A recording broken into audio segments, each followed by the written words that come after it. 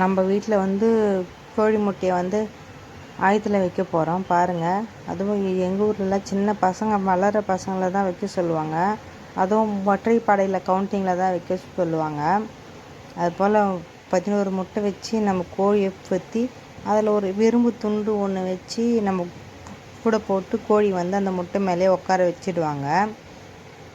அது வந்து அந்த கோழி முட்டை மேலேயே அது வந்து உட்காந்துருந்தா அந்த ஃபுட்டில் வந்து குஞ்சு பெரிக்கும் அப்படின்னு சொல்லிட்டு சொல்லுவாங்க.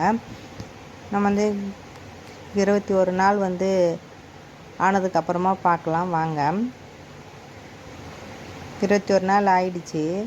என்னவோ ஒரு கீச்சின்னு சத்தம் கேட்குதுன்னு சொல்லிட்டு வந்து பார்த்தா ஒரு கோழி குஞ்சு தாங்க பறிச்சிருக்கு பாருங்கள். அதுவும் பிளாக் கலரில் இருக்குது, சின்னதாக இருக்குது.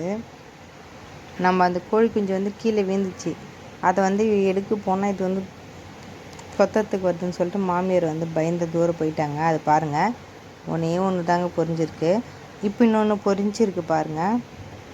இதில் 2 முட்டை வந்து அதுவே முட்டை உடச்சி பிடிச்சிருக்குதுன்னு சொல்கிறாங்க. இன்னும் 7 முட்டை தாங்க இருக்குது.